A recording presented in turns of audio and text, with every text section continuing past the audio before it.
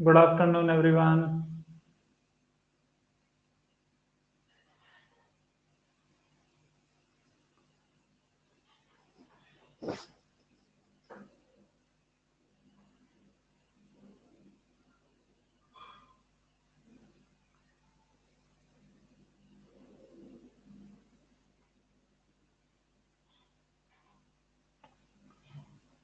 Good afternoon.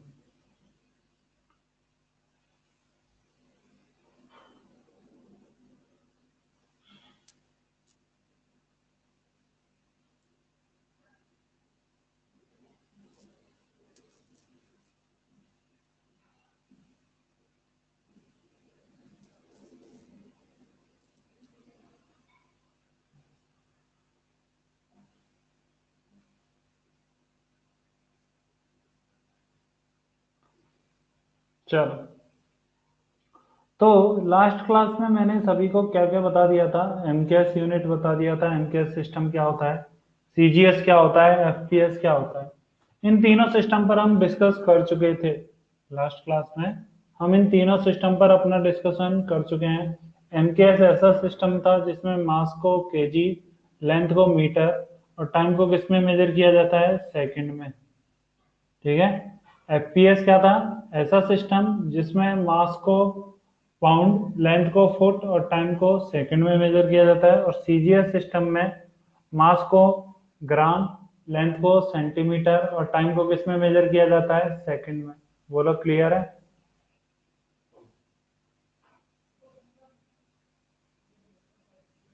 ठीक है, चलो।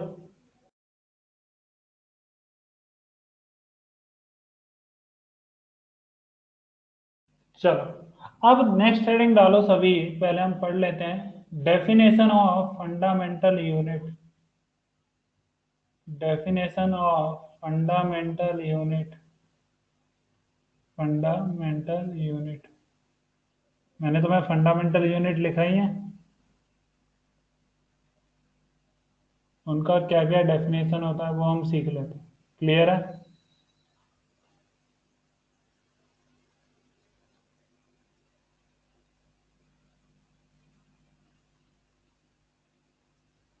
चलो, तो सबसे पहले हम बात करते हैं लेंथ के बारे में। लेंथ का मैंने तुम्हें यूनिट बताया था, मीटर। लेंथ का यूनिट क्या होता है, मीटर। अब हमसे पूछा गया डिफाइन 1 मीटर। मीटर को कैसे डिफाइन करोगे? मीटर को कैसे डिफाइन करोगे? चलो, तो करें स्टार्ट। तो लेंथ को यदि डिफाइन करते हैं तो कैसे डिफाइन करते हैं? Distance travelled by the light, मैंने बताया था distance travelled by the light, travelled by the light,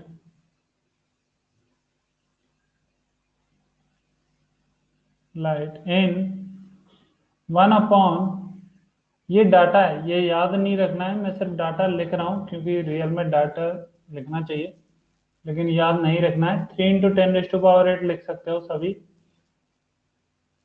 the distance travelled by the light in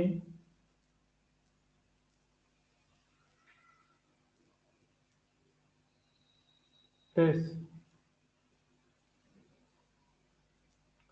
the distance traveled by the light in इतना सेकेंड in vacuum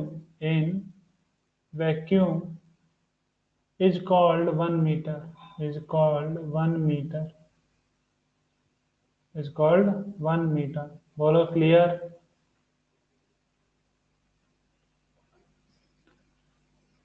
जनरली जो हम ये data ऐसे क्या लिख देते हैं, 3 × 10⁸ जनरली इस डेटा को हम क्या लिख देते हैं, 3 × 10⁸। रियल में कितना रहता है, 2 999 792 458। ठीक है, बोलो, क्लियर है सभी को?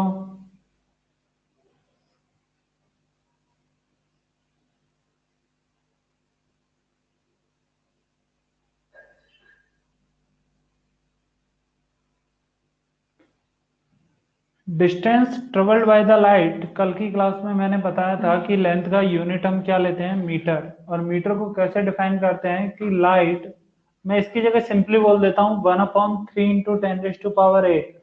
1/3 इंटू 10⁸8 सेकेंड में लाइट जितना डिस्टेंस ट्रेवल करता है उसे हम क्या बोलते हैं, 1 मीटर। बोलो क्लियर है?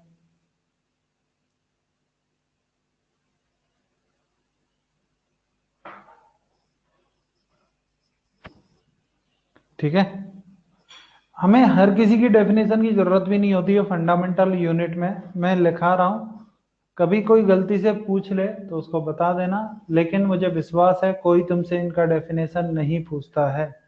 फंडामेंटल यूनिट का कोई भी तुमसे जनरली डेफिनेशन नहीं पूछता, ठीक है। लेकिन यदि कभी कोई पूछ ले गलती से तो उसको हम बता सकते हैं, हमें आती है, हमने लिखी हुई है, ठीक है। नेक्स्ट, पहला हो गया लेंथ, दूसरा होता है मास। दूसरा क्या होता है, मास। और मास किस में काउंट होता है, केजी। तो यदि हमसे पूछा जाए कि व्हाट इज 1 kg, तो 1 kg को डिफाइन किया गया, the mass of a cylinder, mass of a cylinder, mass of a cylinder made of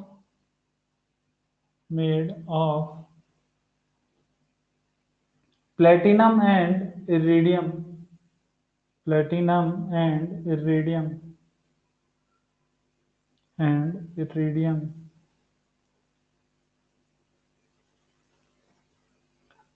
इनसे मिलकर एक अलॉय बनता है।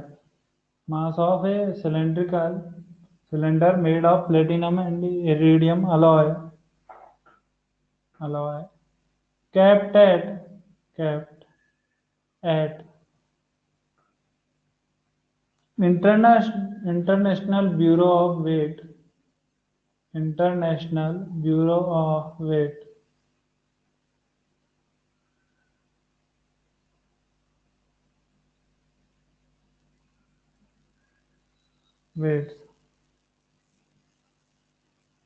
and measure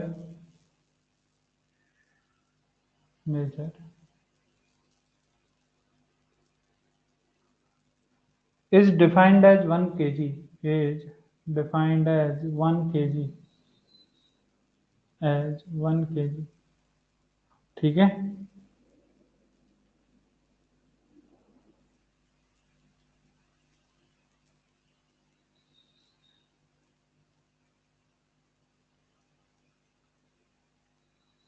हैंडराइटिंग समझ में नहीं आ रही है? नहीं, मैं सही तो लिख रहा हूँ, उतना तो गलत नहीं लिख रहा हूँ मैं। Mass of a cylinder made of platinum and iridium alloy kept at International Bureau of Weight, iridium, platinum and iridium,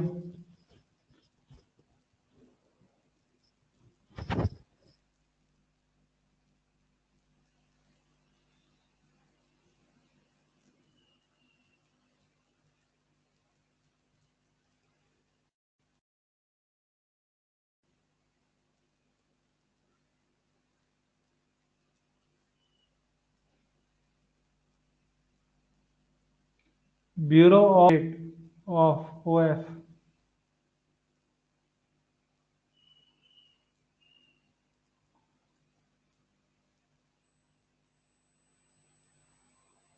measure defined as 1 kg,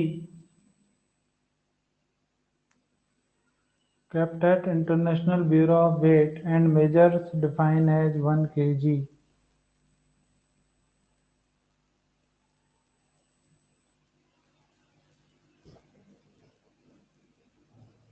ठीक है। हो गया सभी का?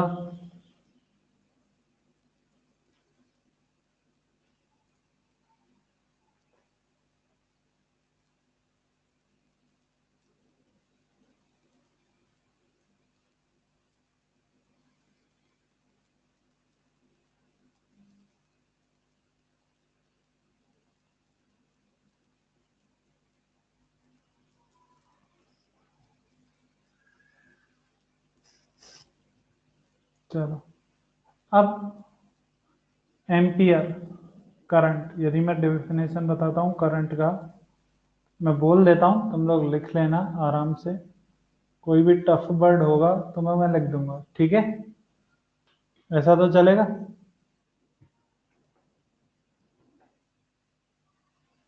तो लिखो सभी current ampere. If equal current if equal current are maintained if equal current are maintained in two parallel if equal current are maintained in two parallel infinite long wire in two parallel infinite long wire in two parallel infinite long wire of negligible cross section area of negligible cross section area so that so that so that the force between them so that the force between so that the force between them is so that the force between them is 2 into 10 raised to power minus 7 2 into 10 raised to power minus 7 2 into 10 raised to power minus 7 Newton per meter. So force between them is 2 into 10 raised to power minus 7 Newton per meter. 2 into 10 raised to power minus 7 Newton per meter of the wire of the wire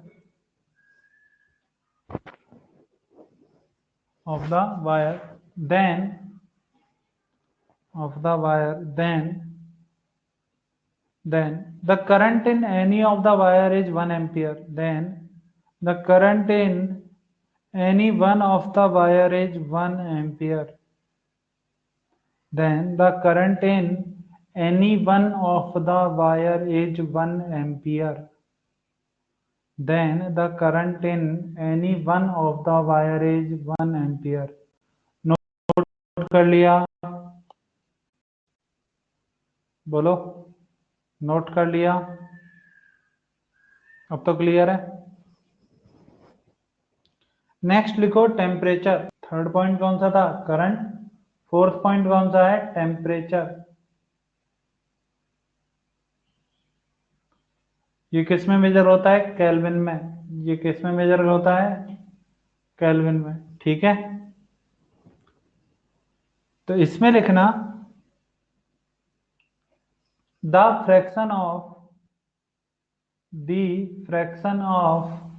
1 upon 273.16 the fraction of 1 upon 273.16 of temperature of triple point of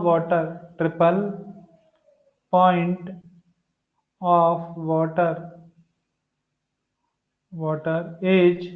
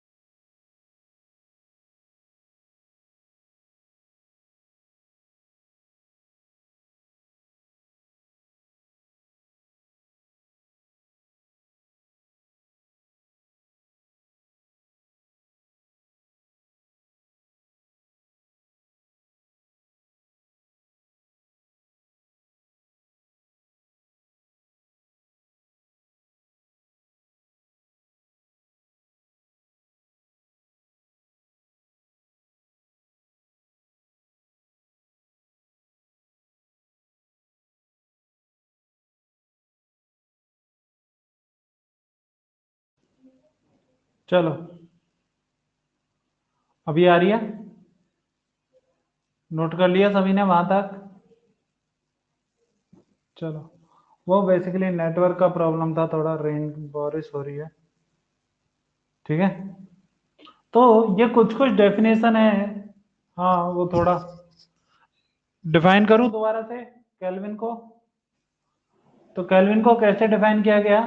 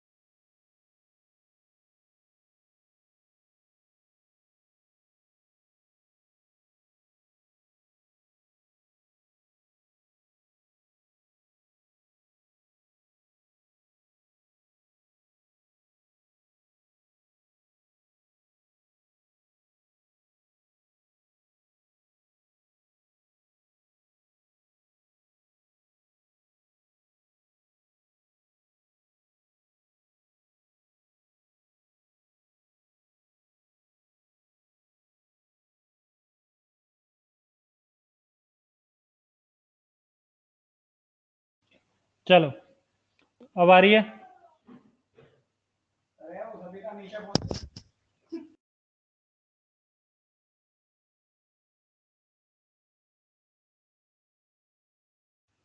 चलो तो start करें, ठीक है।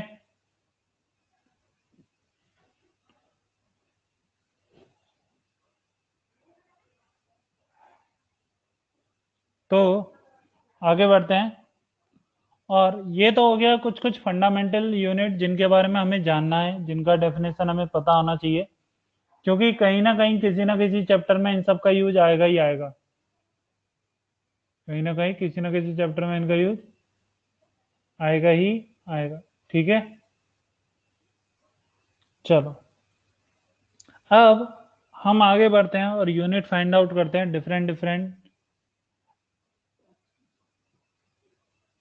Temperature का एक और बार बताना है, ठीक है। टेम्परेचर का देखो क्या है, the fraction of 1/273 the fraction of 1/273.16 of temperature of triple point of water. Real में क्या होता है, ट्रिपल पॉइंट ऑफ वाटर होता है 273.16 केल्विन, और यदि हम उसको 1/273.16 से मल्टीप्लाई कर देते हैं तो हमें कितना मिलेगा, 1। ठीक है, अब क्लियर।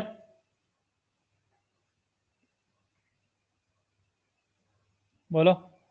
चलो अब बढ़ते हैं आगे और आगे डिस्कशन करते हैं।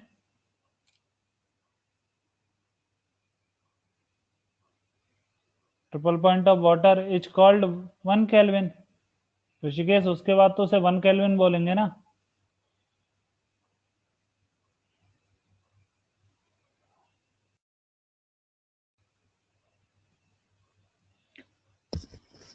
अभी आ रही है, बोलो। हाँ चलो, तो अब आगे बढ़ते हैं और आगे डिस्कशन करते हैं। नेक्स्ट पॉइंट जब हम बात करेंगे, हमने फंडामेंटल यूनिट तो पढ़ लिया, अब डेराइव्ड क्वांटिटी का यूनिट क्या क्या होता है। सबसे पहले हम बात करते हैं डिस्टेंस। सबसे पहले हम किसका बात करते हैं, डिस्टेंस का। तो एक बात बताना, क्या डिस्टेंस तो हमेशा लेंथ होती है, बोलो। डिस्टेंस क्या होती है, length of the path, length of the path. तो यदि लेंथ ऑफ द पाथ है तो क्या इसका यूनिट क्या होगा, क्या मीटर, बोलो।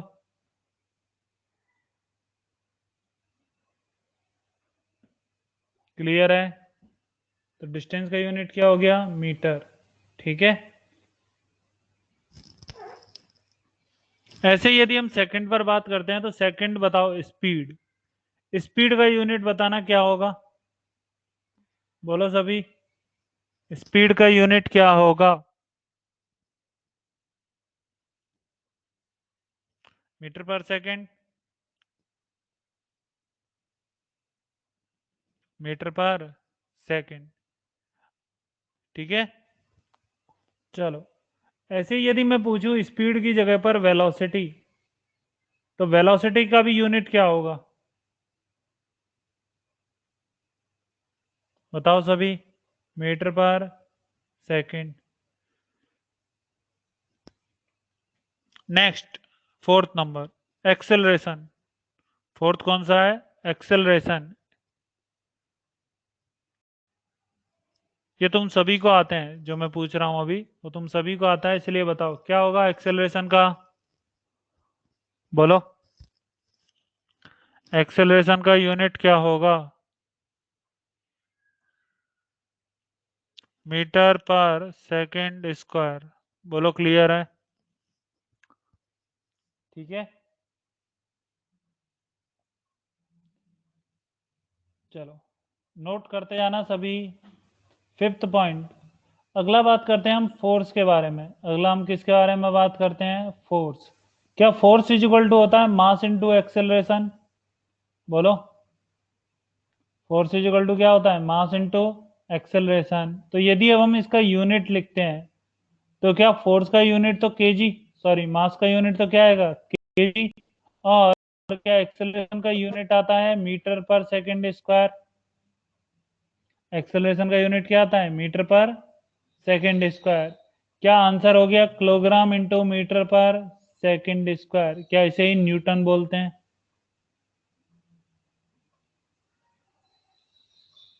बोलो क्लियर सभी को। चलो अगला, सिक्स, मोमेंटम। क्या नाम सुना है मोमेंटम का, बोलो। क्या मोमेंटम का नाम सुना है सभी ने, मोमेंटम क्या होता है, फॉर्मूला बताना। P is equal to M V, momentum P is equal to M V. M होता है मास, एम क्या होता है, मास, और वी क्या होती है, वेलोसिटी। तो यदि इसका यूनिट लिखना है तो मास का यूनिट तो क्या हो गया, केजी। मास का यूनिट क्या हो गया, केजी। और वेलोसिटी का क्या, मीटर पर सेकंड। तो ओवरऑल यूनिट क्या हो जाता है, किलोग्राम मीटर पर सेकंड। बोलो क्लियर है, बताओ क्लियर। नेक्स्ट, नेक्स्ट किसके बारे में, एनर्जी। एनर्जी, अब एनर्जी तुम लोगों ने दो टाइप की पढ़ी है, कौन कौन सी, काइनेटिक एनर्जी और दूसरी कौन सी, पोटेंशियल एनर्जी। दूसरा कौन सा पढ़ा है, पोटेंशियल एनर्जी। क्या काइनेटिक एनर्जी होता है हाफ एम बी स्क्वायर, बोलो काइनेटिक एनर्जी क्या होती है, हाफ एम बी स्क्वायर। और पोटेंशियल एनर्जी क्या, एम जी एच हम लोगों ने पढ़ा है। तो हाफ, क्या नंबर का कभी भी यूनिट सुना है, बोलो, क्या न्यूमेरिकल वैल्यू का कोई भी यूनिट होता है, नहीं रहता है ना। तो m का यूनिट क्या हो गया, केजी। m का यूनिट क्या हो गया, केजी। वेलोसिटी, क्या वेलोसिटी का यूनिट है मीटर पर सेकंड, और इसका भी स्क्वायर, क्या ये आएगा kilogram metre square upon second square. हाँ, इसे ही क्या बोलते हो, जूल। इसे ही क्या बोलते हैं, जूल। क्लियर है। ऐसे ही m का कितना, केजी। g का क्या, acceleration due to gravity, metre per second square into metre. क्या सेम यही डेवलप होता है, बोलो, kilogram into metre square upon second square. क्या ये भी जूल ही बनेगा, ये भी क्या बनेगा, जूल। बोलो क्लियर है।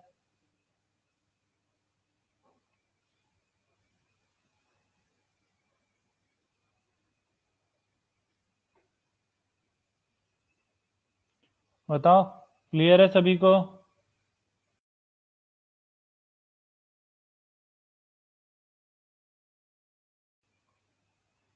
नोट करो जल्दी, सभी नोट करो।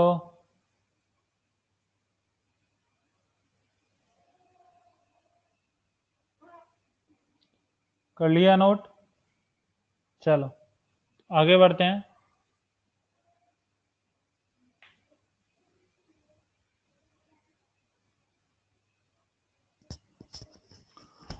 ओमकार, थोड़ा सा नेटवर्क का प्रॉब्लम है बारिश की वजह से, ठीक है। तो अब हमने एनर्जी के बारे में पढ़ लिया, दोनों टाइप की एनर्जी हो गई। यदि मैं बात करता हूँ वर्क डन, वर्क, क्या वर्क के बारे में सुना है सभी ने। वर्क क्या रहता है, फोर्स इनटू डिस्प्लेसमेंट। बोलो, वर्क क्या रहता है, फोर्स इनटू डिस्प्लेसमेंट। तो फोर्स का यूनिट क्या होता है, क्या न्यूटन। और डिस्प्लेसमेंट का यूनिट क्या होता है, क्या मीटर। तो क्या ये बना, न्यूटन इनटू मीटर। और ये क्या हो जाता है, जूल।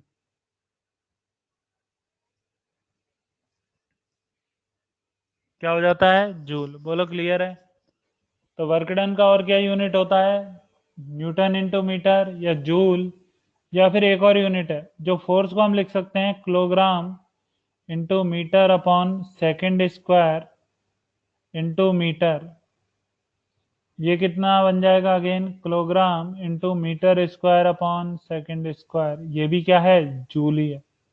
ये भी किसको रिप्रेजेंट करता है, जूल को। बोलो क्लियर है।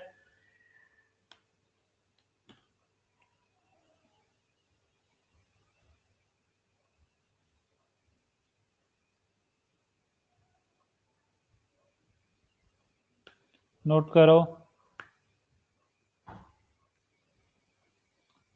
कर लिया, कितने हो गए, 8।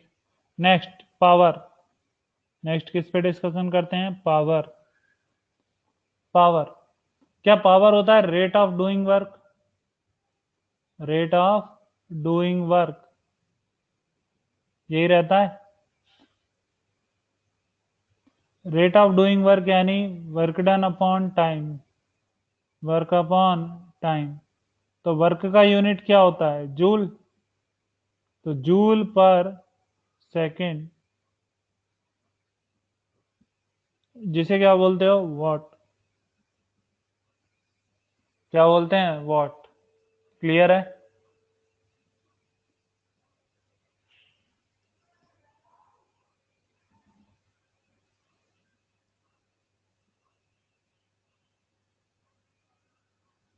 चलो, हो गया।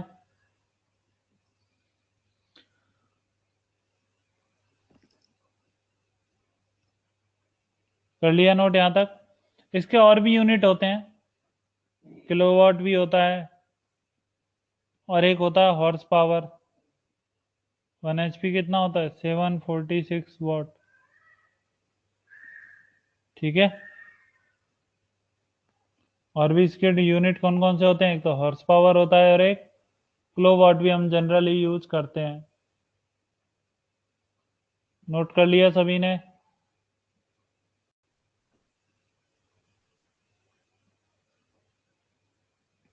चलो, तो आगे बढ़ते हैं। अब थोड़ा सा आगे आते हैं और बात करते हैं हम कौन से चैप्टर पर।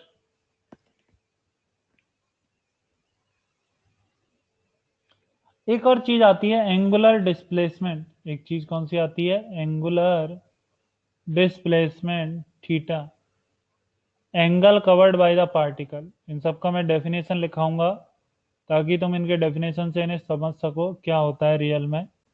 ठीक है, तो एंगुलर डिस्प्लेसमेंट होता है angle covered by the particle, angle covered by the particle, कि पार्टिकल ने कितना एंगल कवर किया वो किससे बताया जाता है, उसके एंगुलर डिस्प्लेसमेंट से।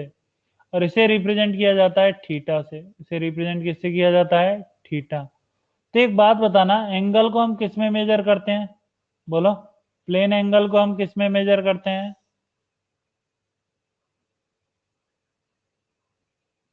सभी बताओ। कल की क्लास में लिखाया था प्लेन एंगल को किस में मेजर करते हैं, रेडियन। तो एंगुलर डिस्प्लेसमेंट का यूनिट क्या होगा, रेडियन। क्लियर है। ठीक है, ये क्या हो गया, एंगुलर डिस्प्लेसमेंट। नेक्स्ट आता है angular velocity. Angular velocity, angular velocity होता है angle covered by the particle in a given time interval. Angle covered by the particle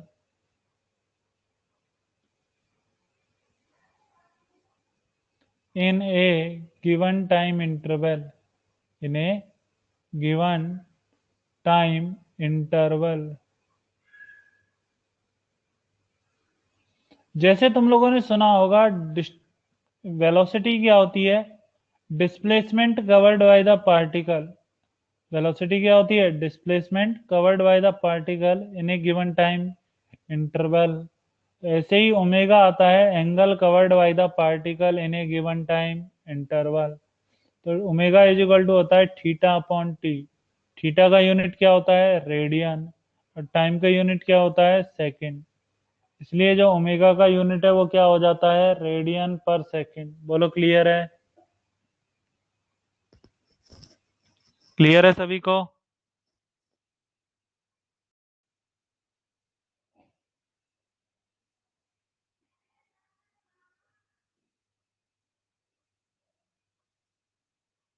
ठीक है, नोट करो सभी, सभी नोट करो।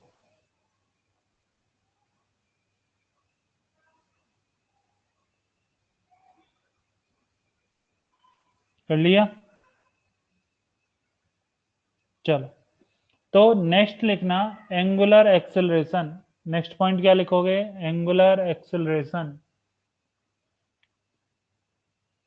Angular acceleration. अब जैसे तुम लोगों ने वहां पर पढ़ा था, एक्सेलरेशन क्या होता है, change in velocity in given time. तो यहाँ पर एंगुलर एक्सेलरेशन क्या होगा, change in angular accel change in angular velocity, change in angular velocity of a particle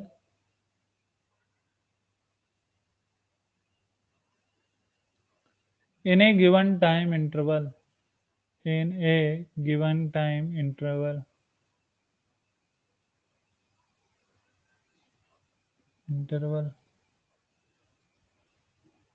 तो इसे रिप्रेजेंट करते हैं हम अल्फा से। इसे किससे रिप्रेजेंट किया जाता है? अल्फा।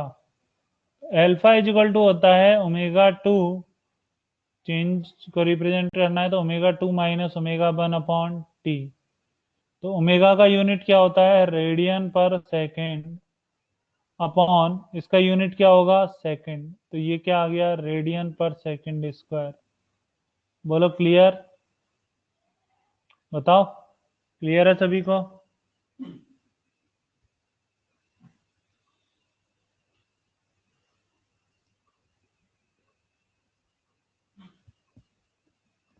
चलो नोट करो जल्दी।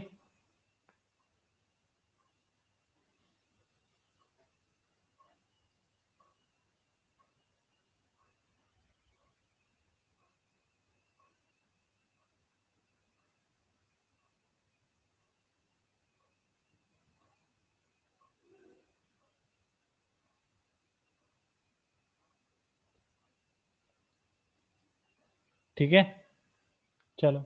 एक टर्म आती है इम्पल्स। एक टर्म क्या आती है? इम्पल्स।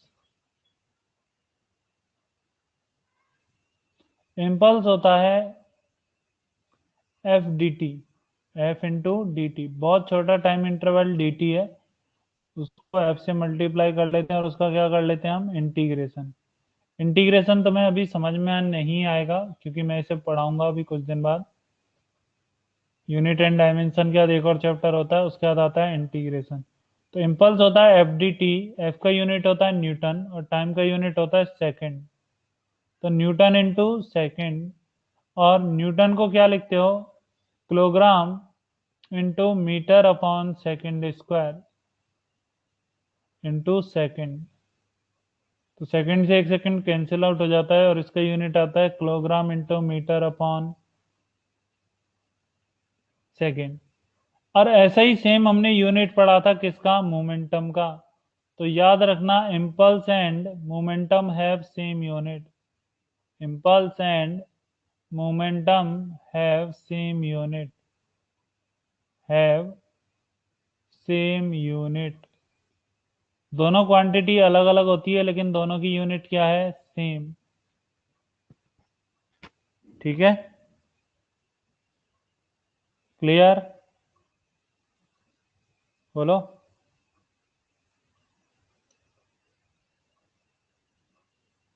अभी सिर्फ यूनिट याद रखनी है हमें।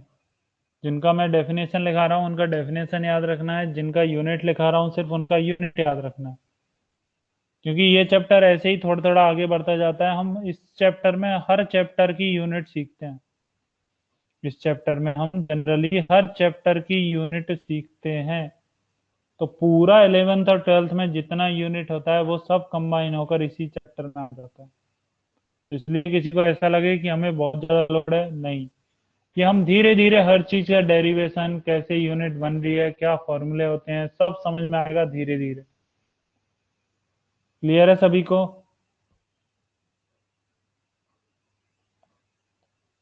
बोलो, क्लियर है सभी को? तो कोई परेशान मत होना, ठीक है, कि हमें समझ में नहीं आ रहा है। आराम से सिर्फ सुनते जाओ, कुछ कुछ को याद करते जाओ, धीरे धीरे याद हो जाएगा सब कुछ। चलो, ये हो गया इम्पल्स। नेक्स्ट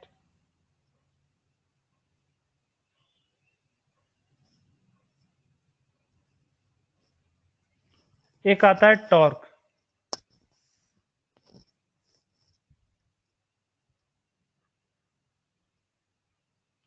टॉर्क, टॉर्क क्या होता है? Are into F. टॉर्क क्या होता है? Are into F. आर क्या होती है? डिस्टेंस। आर क्या होती है? Distance. Here R is equal to distance. और एफ होता है फोर्स। एफ क्या होता है? Force on that particle. तो आर यदि डिस्टेंस है तो इसका यूनिट क्या हो गया? मीटर। और फोर्स, यदि फोर्स का यूनिट क्या होता है? न्यूटन।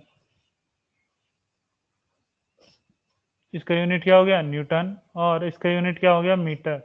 तो टॉर्क को हम रिप्रेजेंट करते हैं टाउ से, टॉर्क को हम किससे रिप्रेजेंट करते हैं टाउ से। तो टाउ का जो यूनिट आता है वो आता है metre into newton, metre into newton. अब याद करो कुछ क्वांटिटी ऐसी हैं जिनका यूनिट मीटर इंटू न्यूटन होता है, लेकिन कौन कौन है वर्क, लेकिन यहां पर हम इसे कभी भी जूल नहीं लिखते हैं, ये बात याद रखना। ये चाहे यूनिट बन सकता है मीटर इंटू न्यूटन या न्यूटन इंटू मीटर, जो बोलना चाहो, लेकिन इसे हम कभी भी जूल नहीं बोलते हैं। बोलो बात समझ में आ गई सभी को। क्योंकि ये क्वांटिटी का इफेक्ट अलग रहता है और वर्क और एनर्जी का इफेक्ट अलग होता है। इस क्वांटिटी की वजह से कोई भी ऑब्जेक्ट रोटेट करने लगेगा। जब हम बाद में इस चैप्टर को पढ़ते हैं, इससे रिलेटेड चैप्टर जो आता है रोटेशनल, तो वहां पर हमें पता चलता है कि ये क्वांटिटी जब डेवलप होती है जब कोई ऑब्जेक्ट किसी एक्सिस के अबाउट क्या कर रहा है, रोटेट। तो कौन आता है उसको घुमाने के लिए, रोटेशन के लिए टॉर्क आना पड़ता है। तो वहां पर जनरेट होता है टॉर्क। तो याद रखना टॉर्क और वर्क डन सेम यूनिट रखते हैं न्यूटन इंटू मीटर, लेकिन दोनों क्वांटिटी अलग अलग होती हैं। क्लियर है। और टॉर्क के केस में, in case of torque, in case of torque never right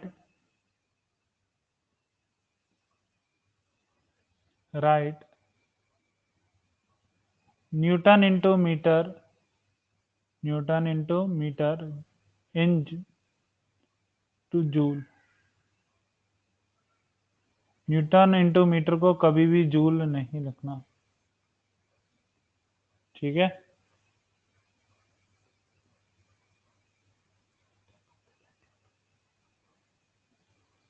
बोलो क्लियर।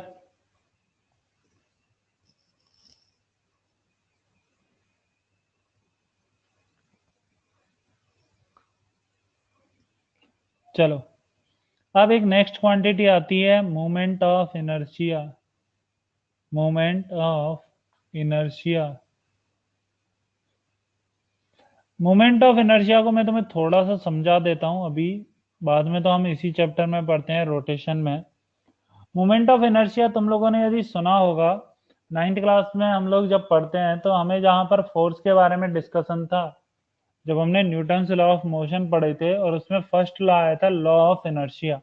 फर्स्ट लॉ कौन सा आया था, लॉ ऑफ इनर्शिया।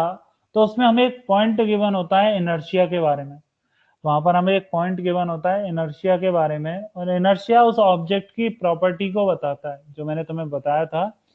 इनर्शिया क्या करता है, उस ऑब्जेक्ट की प्रॉपर्टी को बताता है कि वो अपने अंदर होने वाले चेंज को कितना रजिस्ट करता है, ठीक है। तो यदि कोई ऑब्जेक्ट अपने मोशन में, अपने मोशन में, जैसे कि मोशन का मतलब हॉरिजॉन्टल मोशन मान सकते हो, वर्टिकल मोशन मान सकते हो, ट्रांसलेटरी मोशन। ट्रांसलेटरी मोशन मतलब पार्टिकल सिर्फ चल रहा है, पार्टिकल रोटेट नहीं कर रहा है। उस केस में जो इनर्शिया होता है वो तो किससे रिप्रेजेंट होता है, मास से। यदि कोई भी ऑब्जेक्ट ट्रांसलेटरी मोशन कर रहा है मतलब चल रहा है नॉर्मली, तो उस केस में जब हमारा इनर्शिया रिप्रेजेंट होता है उसे हम रिप्रेजेंट करते हैं by the mass of the object. और मोमेंट ऑफ इनर्शिया, यदि कोई भी ऑब्जेक्ट रोटेट कर रहा है तो उसको रोटेट करने के लिए जितना वो रजिस्ट करेगा उसके बारे में कौन बताता है, मोमेंट ऑफ इनर्शिया। क्या ये बात समझ में आई। इनर्शिया के भी दो पार्ट हैं। एक तो तुम लोग जो सीखते हो वो मास के बारे में सीखते हो, कि किसी भी ऑब्जेक्ट को मूव करने के लिए हमें कितना फोर्स अप्लाई करना पड़ेगा, उस चीज को कौन बताता है, उसका मास। लेकिन यदि किसी भी ऑब्जेक्ट को मुझे रोटेट कराना है, तो उसको रोटेट कराने के लिए जिस भी एक्सिस के अबाउट रोटेट कराओगे, क्या मुझे कुछ तो पावर और अप्लाई करनी पड़ेगी। तो कितनी एक्स्ट्रा पावर मुझे उसे रोटेट करने के लिए अप्लाई करनी पड़ेगी, उसे कौन बताता है, मोमेंट ऑफ इनर्शिया। बोलो क्लियर है, समझ में आ गया। तो मोमेंट ऑफ इनर्शिया को रिप्रेजेंट करते हैं हम आई से। ऋषिकेश क्या हुआ बोलो?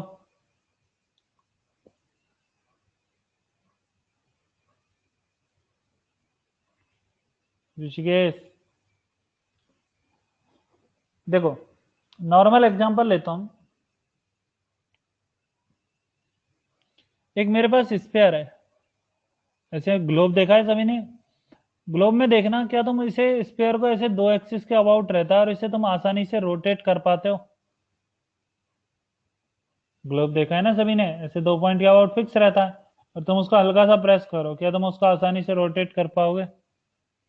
अब इसी की जगह पर यहां पर मैं एक क्यूब इस तरह का रख दूं, इसकी जगह पर मैंने क्या रख दिया? क्यूब। क्या क्यूब को रोटेट करने में ज्यादा हमें इफेक्ट लगाना पड़ेगा? क्यूब को यदि मुझे रोटेट करना है तो क्या मुझे ज्यादा लगाना पड़ेगा फोर्स? और रोटेट करने के केस में फोर्स नहीं आता, टॉर्क आता है, तो टॉर्क ज्यादा लगाना पड़ेगा। कितना ज्यादा टॉर्क लगाना पड़ रहा है ये उसके बारे में कौन बताता है? Moment of inertia. क्या बात समझ में आ गई?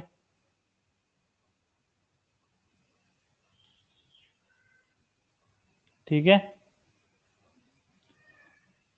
तो आई को जब हम लिखते हैं तो आई इक्वल टू होता है M R square. I equal to क्या रहता है? M into R square. M into R square. Mass का यूनिट केजी। आर होता है डिस्टेंस। आर होता है डिस्टेंस, तो मास का यूनिट केजी और आर का यूनिट मीटर। नहीं, torque applied on any object is not called moment of inertia. जैसे F is equal to M A लिखते हो, वहां पर मास उसके चलाने के लिए आने वाला इनर्शिया है। वहां पर मास उसे चलाने वाला क्या है? इनर्शिया। ऐसे ही किसी ऑब्जेक्ट को रोटेट करने के लिए ये जो टर्म आती है ये क्या कहलाता है? इनर्शिया। और रोटेट करने के केस में एंगुलर एक्सेलरेशन आता है। रोटेट करने के केस में क्या आता है? Angular acceleration. वो धीरे धीरे सीखोगे हर चीज। हर चीज जैसे जैसे चैप्टर पढ़ते जाएंगे।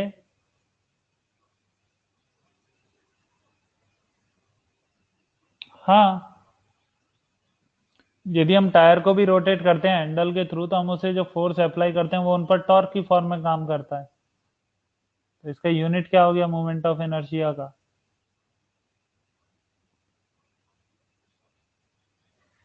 Kilogram into metre square. Clear है?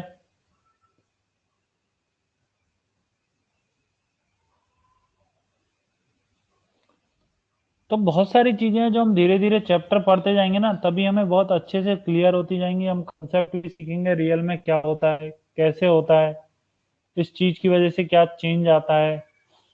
तो अभी जो बता रहा हूँ उतना याद रखो आराम से, कोई परेशानी नहीं आएगी, धीरे धीरे आगे बढ़ेंगे। ठीक है? डाउट है तो वो पूछ सकते हो। तुम्हारे जितने डाउट है वो, मुझे कोई प्रॉब्लम नहीं है, तुम पूछते रहो। तुम्हें जितना अच्छा क्लियर होगा वो तुम्हारा फायदा है। ठीक है?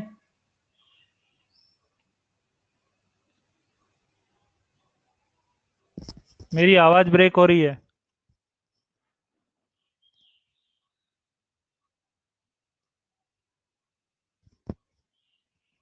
अभी सही आ रही है? ओम, अभी सही आ रही है?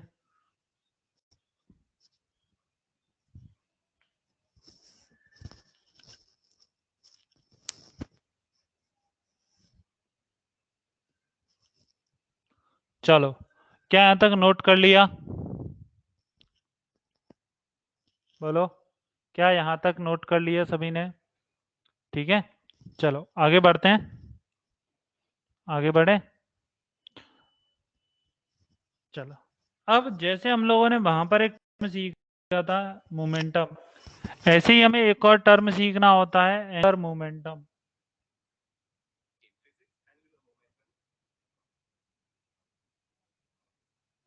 ऐसे ही हमें एक और टर्म कौन सा सीखना है?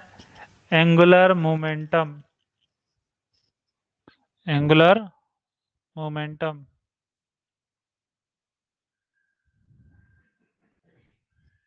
हाँ, आज हो सकता है, वो थोड़ा नेटवर्क है, उसकी वजह से हो सकता है आज आवाज थोड़ा ऐसे आ रही हो। ठीक है?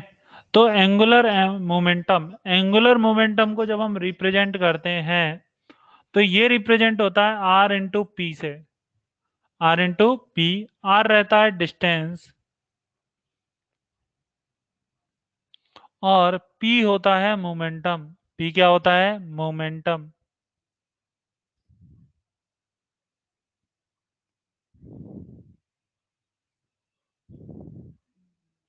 क्लियर ही नहीं है आवाज?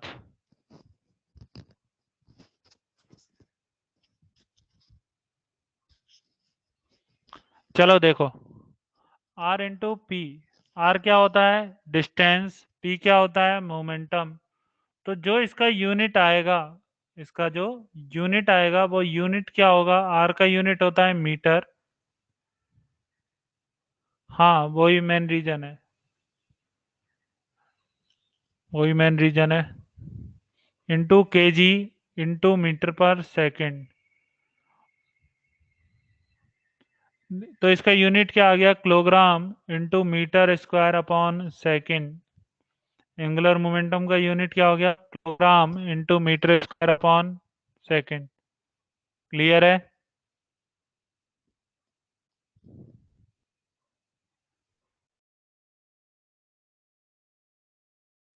बोलो, क्लियर है सभी को?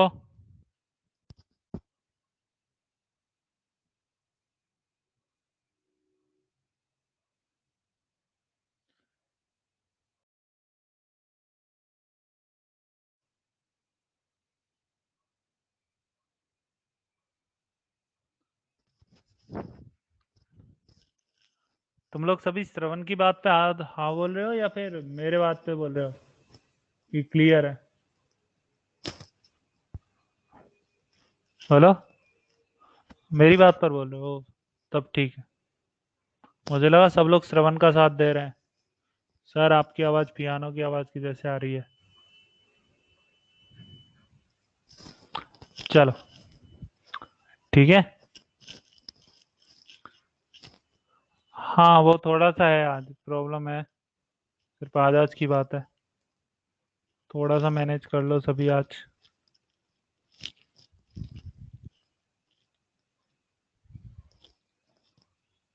चलो, आगे बढ़े।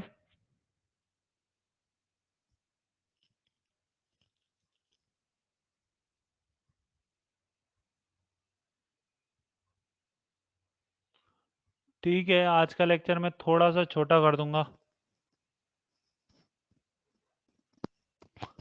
आज का लेक्चर मैं थोड़ा सा छोटा कर दूंगा, 15 मिनट कम कर दूंगा। कल हम अच्छे से पढ़ लेंगे ताकि तुम्हारा नुकसान नहीं होगा। ठीक है?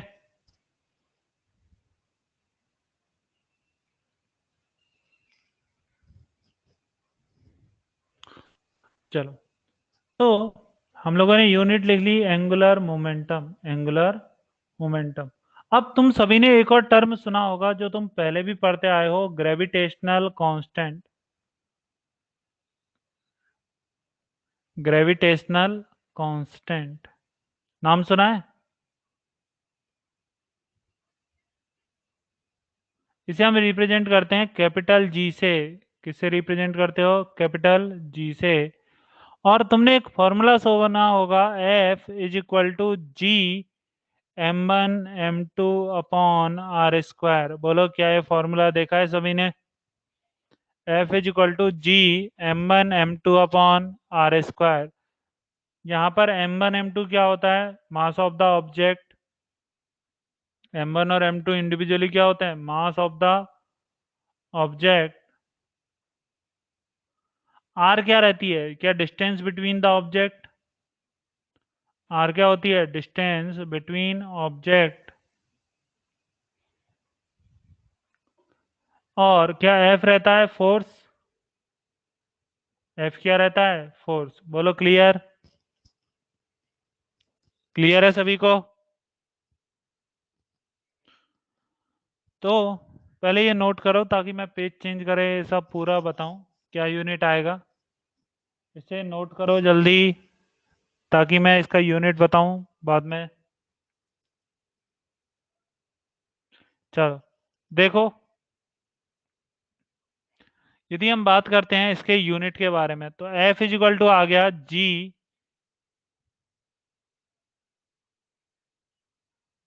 निशाद नोट करो।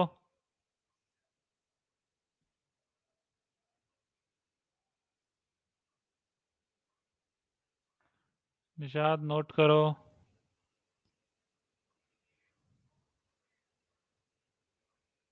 हो गया।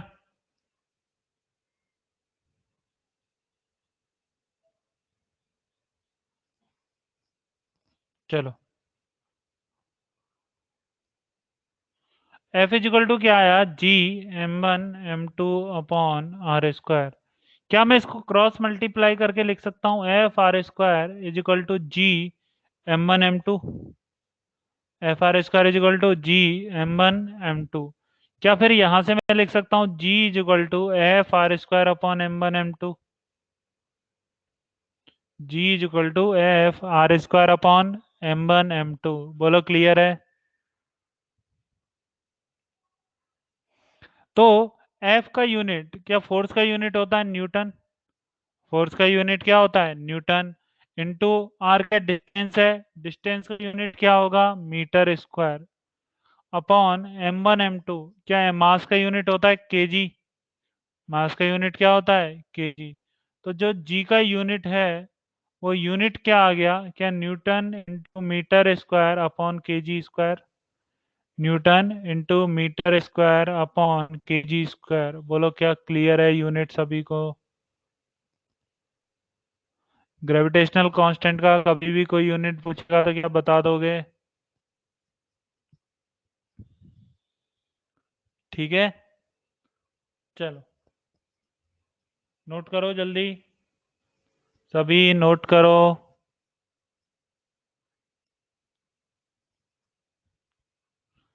श्रवण तुम्हारा नेट कमजोर है फिर। श्रवण तुम्हारा नेट वीक है।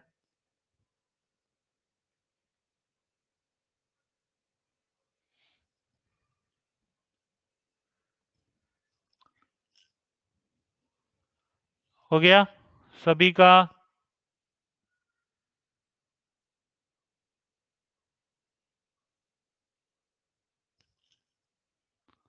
चलो आगे देखो, ये हुआ ग्रेविटेशनल कांस्टेंट। अब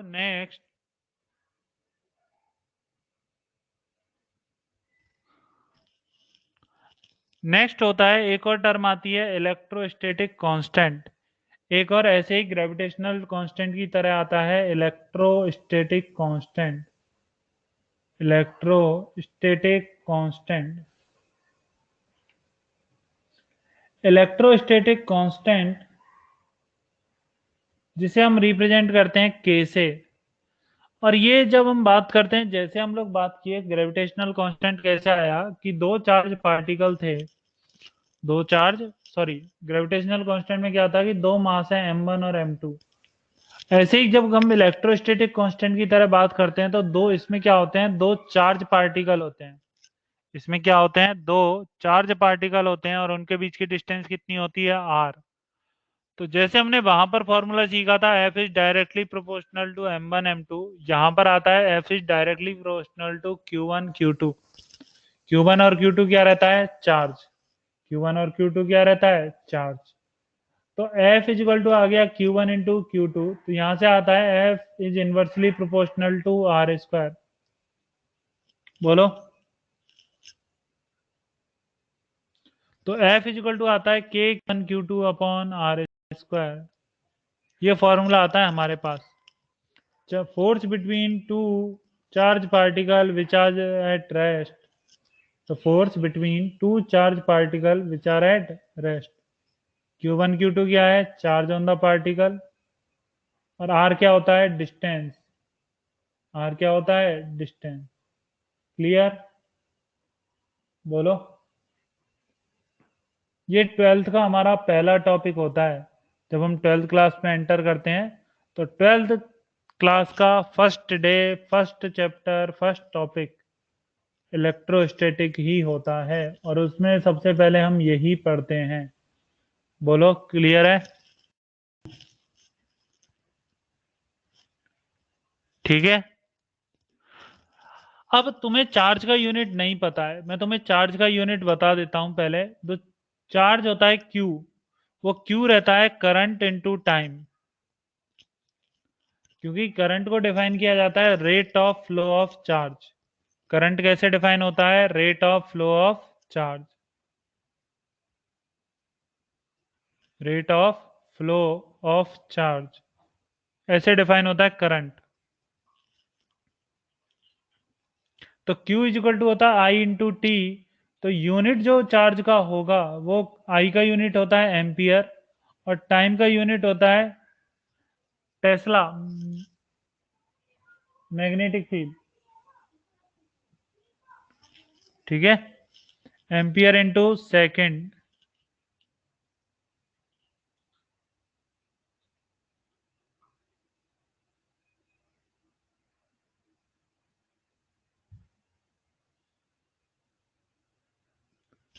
ठीक है,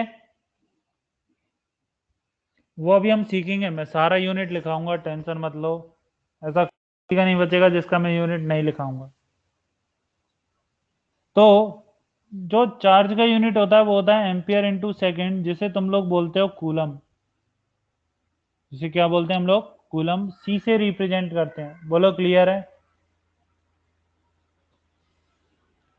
ठीक है, तो एफ इज इक्वल टू आ गया K Q one Q two upon R square. तो क्या मैं यहां से लिख सकता हूं K is equal to F R square upon Q one Q two? लिख सकता हूं। ऋषिकेश क्या एक्सप्लेन करना है बताओ।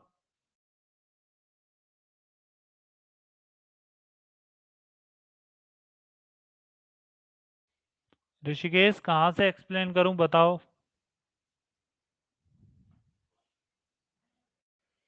पूरा ही बता देता हूँ चलो। देखो मैंने क्या बोला कि जैसे हम ग्रेविटेशन चैप्टर के बारे में थोड़ा थोड़ा हम लोगों ने टेंथ क्लास में पढ़ा है कि जो ग्रेविटेशनल फोर्स होता है between two mass, gravitational force between two mass, वो डायरेक्टली प्रोपोर्शनल होता है किसके? मास के मल्टीपल के डायरेक्टली प्रोपोर्शनल होता है। बोलो। ऐसे ही the force between two charge particle, force between two charge particle is directly proportional to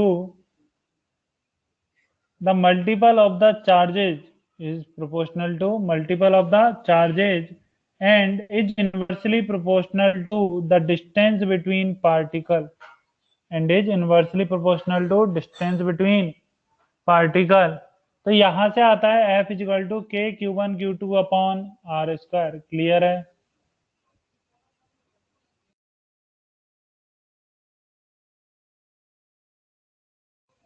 हाँ, तो क्या मैं यहां से लिख सकता हूँ K is equal to F R square upon Q one Q two? K is equal to F R square upon Q one Q to.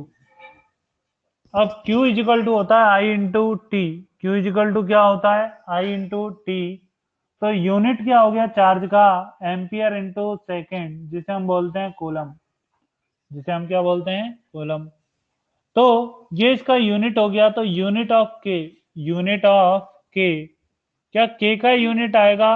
Force का यूनिट तो क्या आ गया? न्यूटन। इंटू आर का यूनिट क्या आ गया? मीटर स्क्वायर अपॉन क्या? सी स्क्वायर। कूलम को किससे रिप्रेजेंट करते हो? सी से ना। तो फोर्स का यूनिट तो न्यूटन, आर का यूनिट क्या आ गया? मीटर। तो metre square upon Q one Q two, क्या चार्ज का यूनिट आएगा? कूलम इंटू कूलम, क्या कूलम स्क्वायर बनेगा। तो के का यूनिट क्या आ गया? Newton into M square upon C square. Clear है?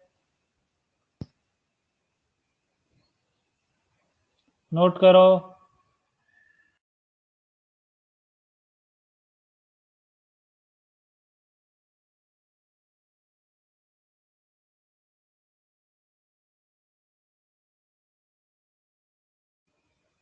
ये हमें चार्ज के बारे में, यहाँ पे मैं लिख देता हूँ, सॉरी, चार्ज का, चार्ज क्यू, जिसे हम किससे रिप्रेजेंट करते हैं? क्यू से। तो चार्ज का यूनिट है ये नोट कर लो, फिर ये नोट कर लेंगे। ठीक है,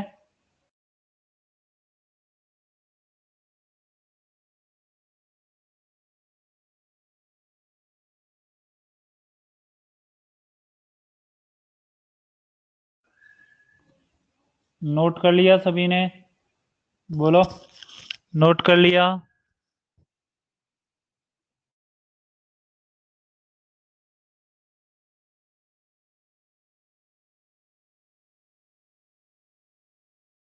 चलो अब मैं एक दो चीजें और तुमसे सिंपल सिंपल पूछ लेता हूँ, तुमको भी पता होगा।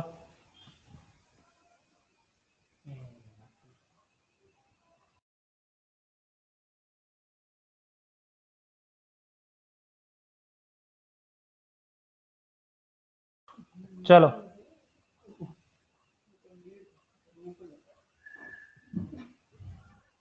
तो एक बात बताना, डेंसिटी का यूनिट क्या होता है? डेंसिटी का यूनिट क्या होता है?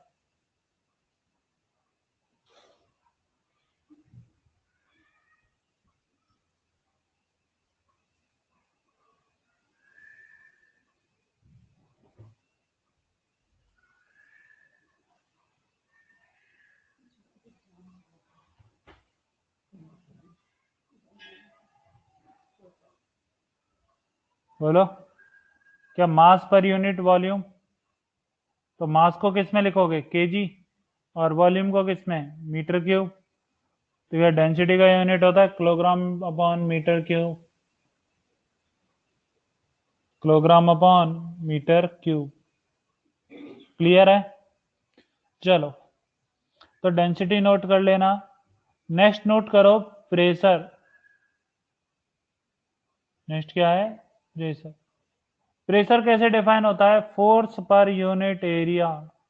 प्रेशर कैसे डिफाइन होता है? Force per unit area. हाँ, पास्कल भी होता है, एटमॉस्फेरिक प्रेशर जिसे बोलते हैं, और भी यूनिट रहती है, टॉर होती है, अलग अलग यूनिट है। अभी हम क्या पढ़ते हैं? Force per unit area. तो इसे लें P is equal to F upon A. F upon A ये क्या होता है? फोर्स का यूनिट होता है न्यूटन, और एरिया का यूनिट होता है मीटर स्क्वायर। न्यूटन पर मीटर स्क्वायर। और बोल दोगे तो इसे क्या बोल दोगे? पास्कल भी बोल दोगे। ठीक है। और यूनिट में यदि इसे सिंपली बोलना चाहते हो और क्या बोल दो? पास्कल बोल दो। क्लियर?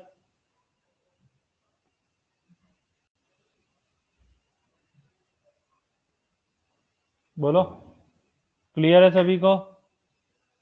नोट करो, सभी नोट करो।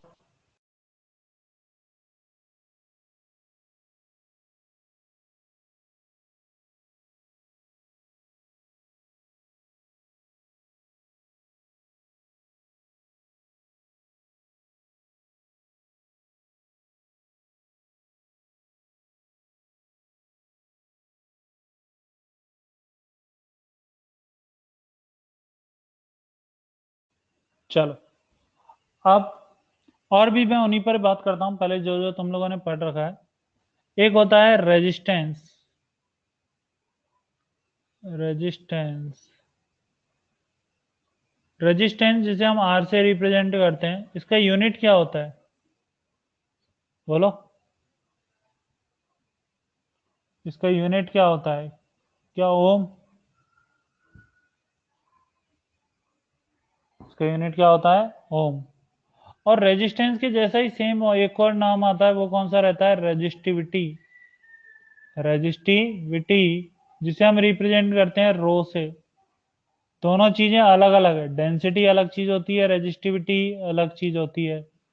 और रेजिस्टिविटी के लिए हमें एक फॉर्मूला जानना पड़ता है, कौन सा? R is equal to rho L upon A.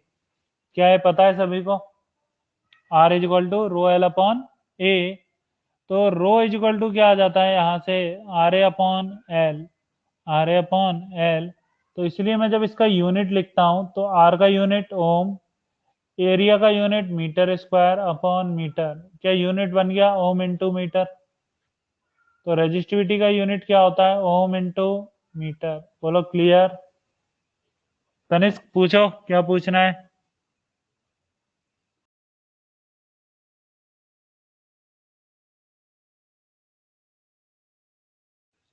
Tanishq. Resistivity. Resistivity basically क्या होती है? हर मटेरियल का प्रॉपर्टी होती है। और कैसे प्रॉपर्टी होती है कि वो चार्ज के फ्लो को कितना रेजिस्ट कर सकता है।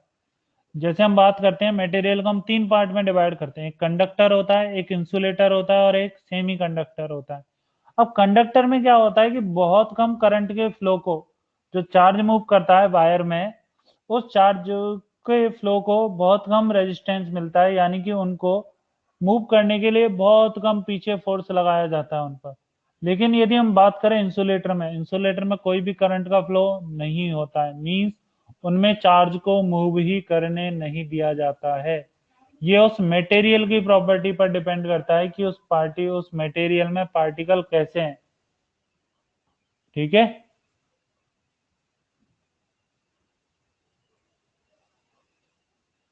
तो इसलिए इसका यूनिट क्या हो जाता है रेजिस्टिविटी का, ओम इंटू मीटर। रेजिस्टिविटी का यूनिट क्या है, ओम इंटू मीटर। अब रेजिस्टिविटी की तरह एक और आता है कंडक्टिविटी।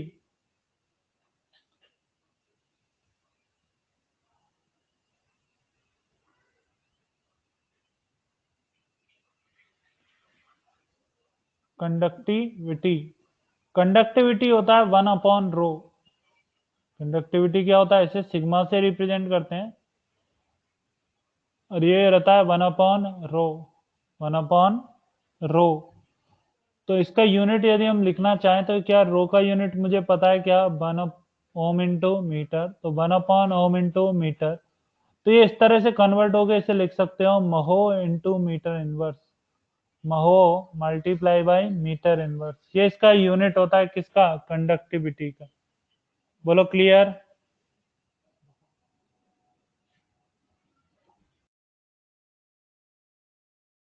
नोट करो जल्दी,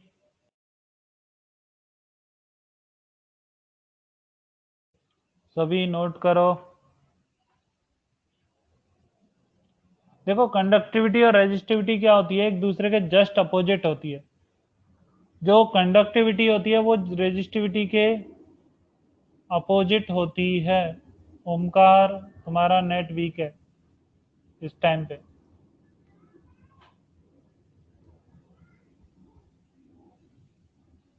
ठीक है, तो कंडक्टिविटी जस्ट अपोजिट टू क्या होती है, रेजिस्टिविटी। मींस कंडक्टिविटी बताती है फ्लो को, कि कितना ज्यादा अमाउंट में क्या हो रहा है, फ्लो हो रहा है। चार्ज पार्टिकल कितना आसानी से क्या कर पा रहे हैं, फ्लो कर पा रहे हैं, उसको कौन बताता है, कंडक्टिविटी। और रेजिस्टिविटी का क्या हो गई, अपोजिट। रेजिस्टिविटी का क्या हो गई, अपोजिट। क्लियर है, तो इसीलिए इसे क्या लिखा जाता है, 1/रो। इसलिए इसे क्या लिखा जाता है, 1/रो। तो सिग्मा इज इक्वल टू होता है 1/रो। रो का यूनिट सभी को पता है, ओम इंटू मीटर।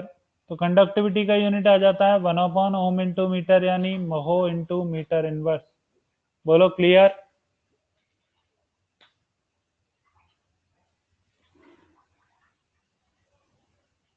नोट कर लो सभी।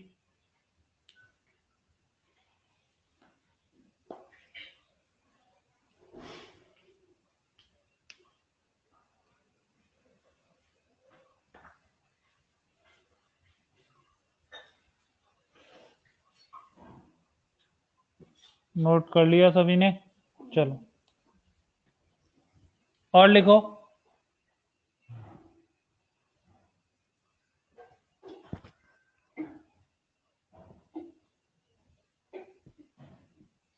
एक होता है इलेक्ट्रिक फील्ड, एक यूनिट किसकी हमें पता,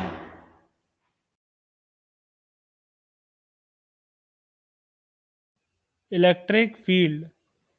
इलेक्ट्रिक फील्ड क्या होता है, force per unit charge. Force per unit charge.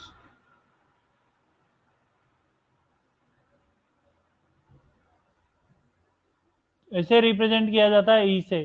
इसे किससे रिप्रेजेंट किया जाता है, ई से। और ये होगा F upon Q. E equal to क्या होता है, एफ अपॉन क्यू। तो यदि तुमसे इसका यूनिट पूछा जाए तो फोर्स का यूनिट क्या होता है, न्यूटन।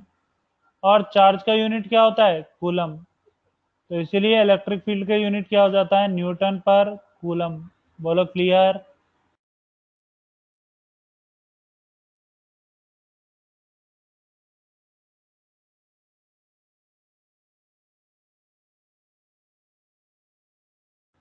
क्लियर है सभी को, बोलो। तो नोट करो यहाँ तक नोट करो।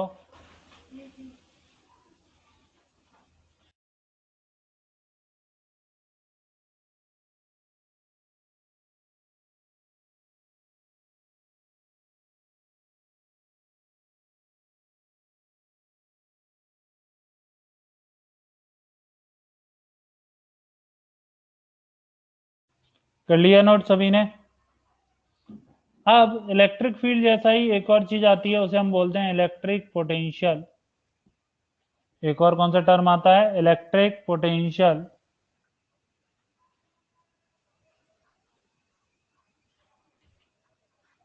पोटेंशियल इलेक्ट्रोस्टैटिक पोटेंशियल बोलते हैं इलेक्ट्रिक पोटेंशियल। इलेक्ट्रिक पोटेंशियल होता है potential energy per unit charge. Potential energy per unit charge. इसमें पोटेंशियल एनर्जी mgh नहीं होती है।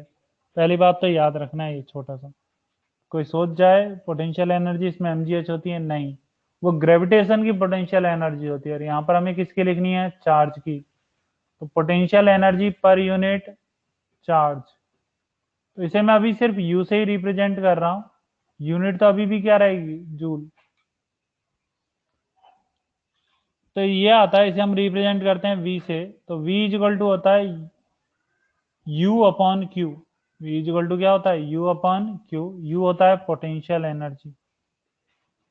Potential energy. और क्यू क्या होता है? चार्ज। क्यू क्या होता है? चार्ज।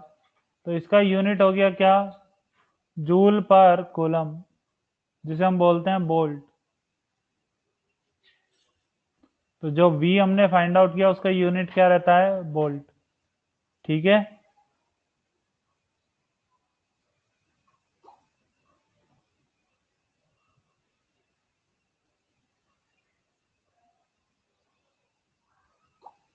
क्लियर है सभी को?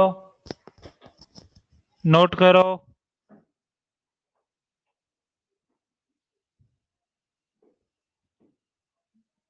चलो, मैंने जितना लिखाया है आज की क्लास में सभी को कल की क्लास में याद होना चाहिए। हो जाएगा?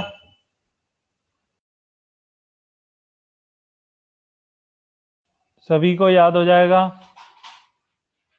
हाँ, ट्राई करो धीरे धीरे याद करने का। अभी है तुम्हारे पास टाइम 2 दिन का, आराम से याद करते रहना। आज भी है, कल भी है, बस याद करना है सभी को। ठीक है, कल की क्लास में मैं पूछूंगा। चलो, तो आज का लेक्चर एंड करते हैं। ठीक है, ओके,